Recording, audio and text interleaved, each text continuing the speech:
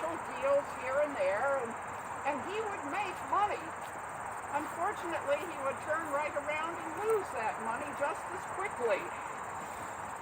Well, by the 1830s, and then there was the panic of 1837, and our family, we were devastated by that, but economies go in cycles, and by the 1840s, we were doing better financially, and it was decided that I would go to college. I would attend Mount Holyoke in Massachusetts. Well, I packed my bags immediately and headed east, and I stopped in Troy. Now, we had family in Troy, and my Uncle Hiram Slocum, I thought I would stop and visit with him and rest a bit before I went on to Massachusetts. Well, wouldn't you know, the minute I got to Troy, I came down with an illness, and I was flat in bed for 3 weeks. My opportunity to attend Mount Holyoke was gone. Now, Uncle Hiram realized that I was terribly disappointed. I was looking forward to college. And he made arrangements for me to attend the Troy Female Seminary. Now, that institution was run by a lady named Emma Willard. And Miss Willard had a big influence on my life.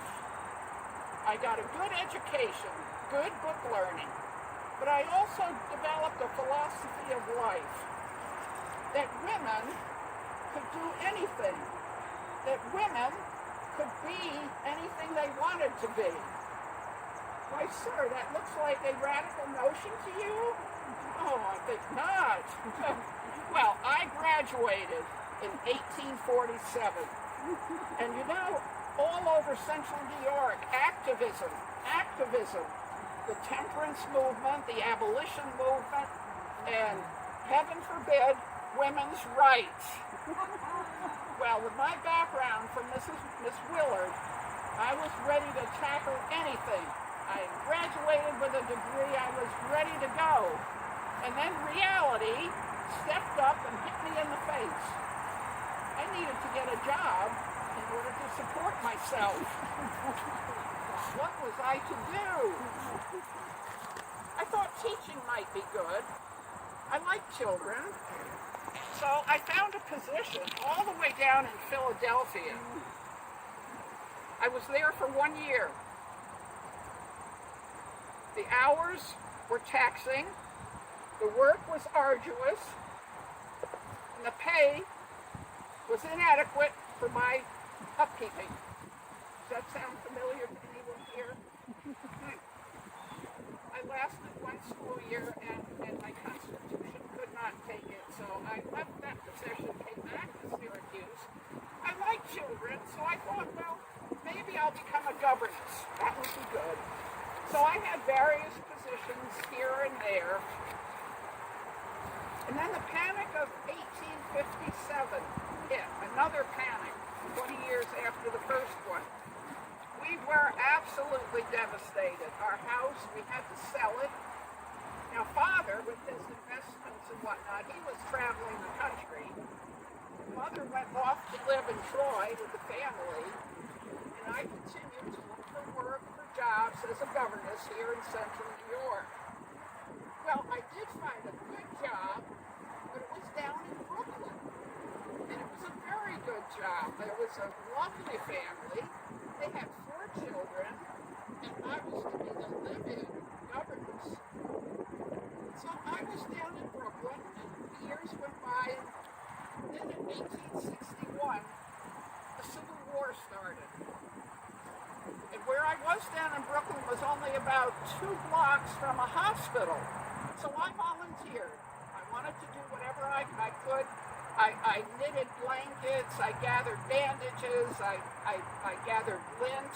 I did anything I could, but it affected me greatly. I saw those soldiers come into that hospital dreadfully wounded. I saw them come in deathly ill. It was hard on me, but I had to help them. Then in 1863, Papa passed away. I came back to Syracuse for the funeral, and I decided to stay in Syracuse and not go back to Brooklyn. And I was fortunate. I got a job as a governess with the Longstreet family. Now, they were quite wealthy, as you can tell from their pyramid. That Longstreet family, where they lived was called Yates Castle. Imagine. I was the governess for them.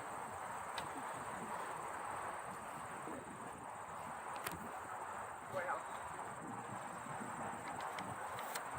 it was lonely. Mother was in Troy. They were nice people, but I missed my family. I missed Papa dearly. So I decided, well, I would take a weekend every now and then and go over to Troy and visit Mother. And there was this one particular weekend that Uncle Hiram had a friend visiting from New York City. And he thought, well, it would be nice to have Olivia meet his friend from New York City. So a meeting was arranged, and I met this young gentleman.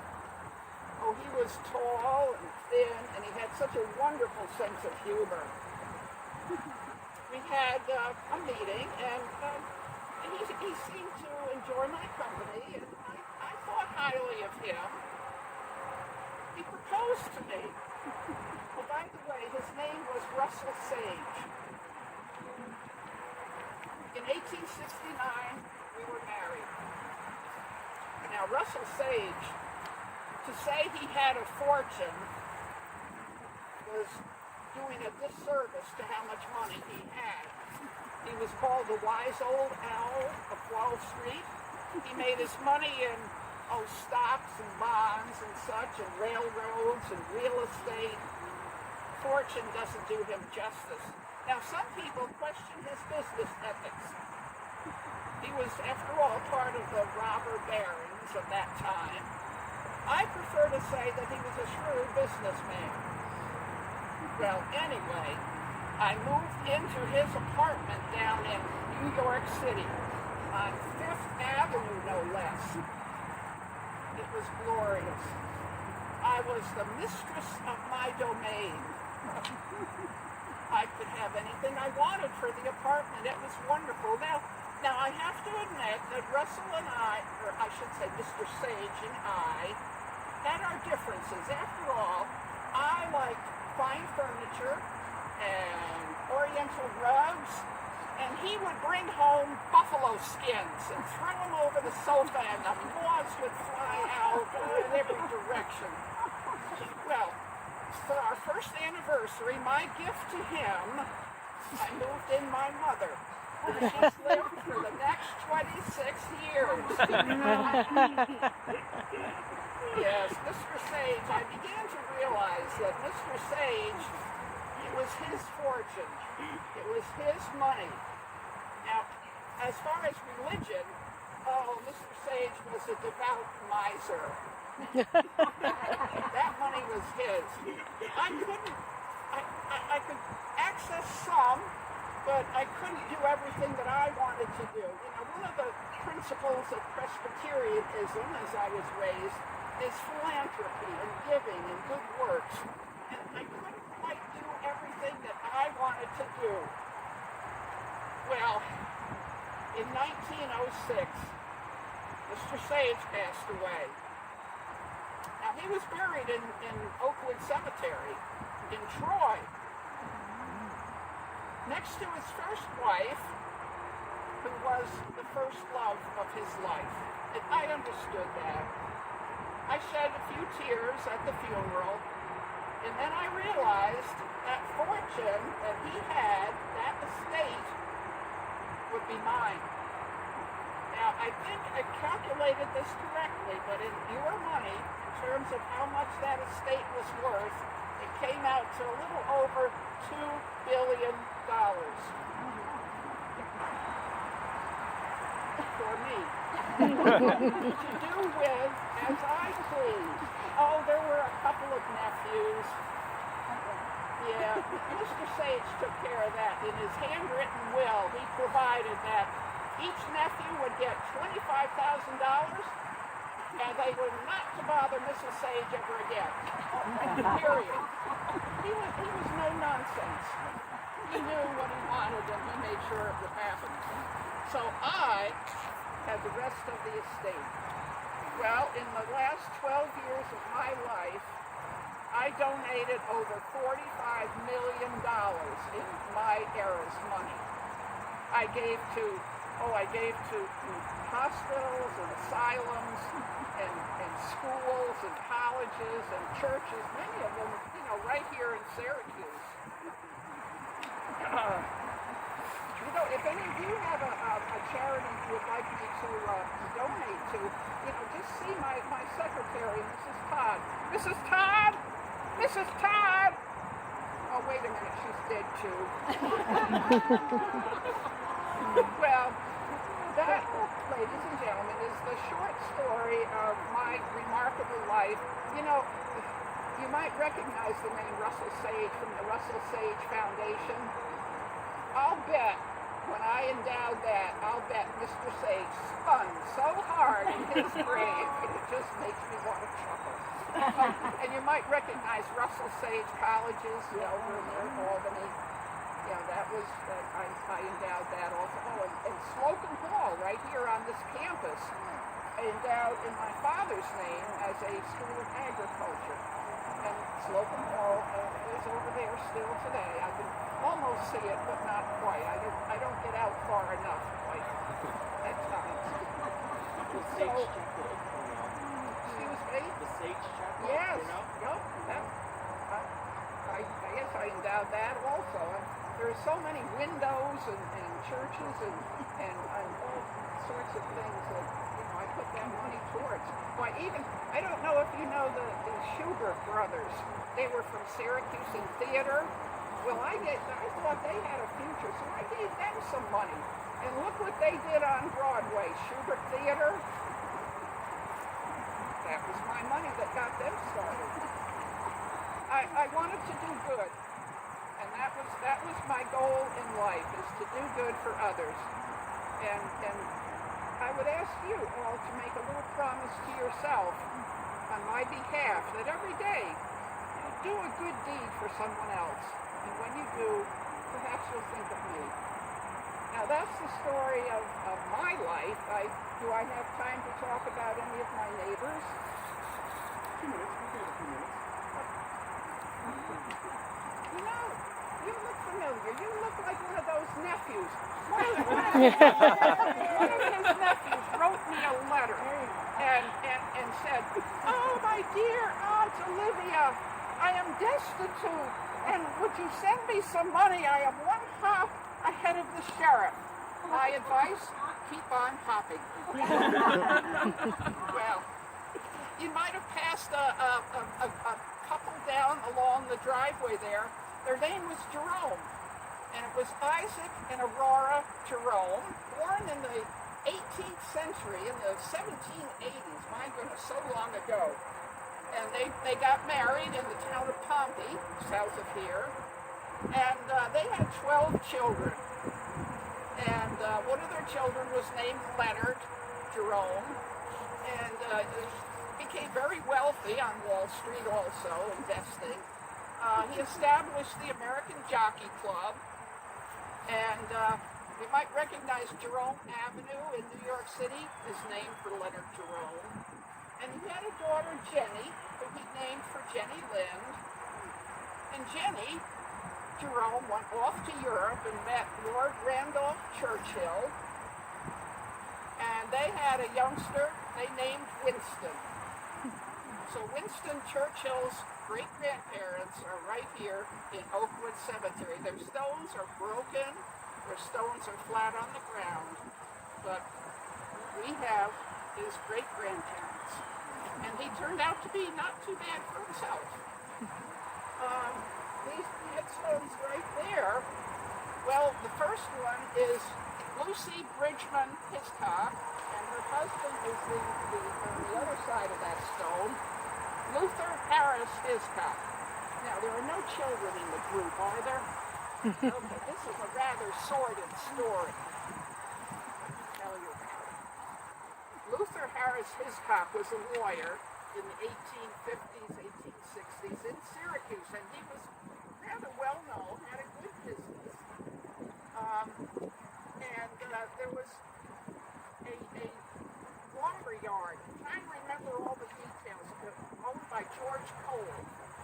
Now this was in late 1850s, and George Cole hired Luther to be the company lawyer. So that was working out. Everything was good. The Civil War, as I mentioned before, broke out in 1861, and George Cole enlisted, and he wound up as a colonel in the 10th Cavalry, I think, in one of the cavalries. So he was off to war. Well, someone had to take care of the business, and Mrs. Cole was left at home, and Luther Harris was still the lawyer. Now, Luther made it a point to make appointments at the Cole house, not at the office, at the Cole house. And he would go over and visit Mrs. Cole with business. Well, apparently, some hanky-panky took place, and when Colonel Cole got home from the service, he noticed that his wife was acting a little differently. She was withdrawn and a little morose. Finally, she told him what had happened between her and Luther Harris Hiscock. Well, Colonel Cole was livid. He was going to do something about it. Now, it seemed at that time, the Constitutional Convention, I think it was 1867, 2 years after the war, the Constitutional Convention was taking place in Albany.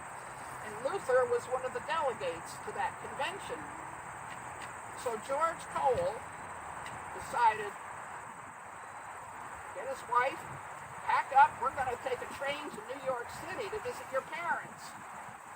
He was going to stop in Albany. The train would go to Albany and then New York, stopping in Albany. Well, he got off the train, sent his wife to a hotel, and he went to Stanwix Hall where the convention was being held. And he tracked down Luther Harris Hiscock, who was standing with a group of, probably even the Syracusans were with him, a group. George Cole pulled out a Derringer, pointed it at Luther Harris Hiscock, shot him, put the Derringer away, and surrendered. Luther Harris Hiscock was dead. Well, George Cole gets arrested, and he gets to go to trial in Albany because that's where the crime was committed. First trial. Hung jury. They decide. Now, really, everyone saw him do it. Second trial. Now, hold on to your hats on this one. Second trial. Not guilty by reason of insanity. This is 1867, and this is only one of the first cases decided as not guilty by insanity in the United States. I don't know. The newspapers, murder now legal in New York. Well, Luther Harris Hiscock was dead. George Cole and his wife moved out of Syracuse. They sold the lumber yard. They moved on to New Mexico, where George passed away about 20 years later. So that's, I don't often talk about Luther because, he's such an unsavorable character. But he's one of my favorite stories to tell, as long as there's no children around. So we must move on. You must move on. Well, it was a pleasure to have you stop by.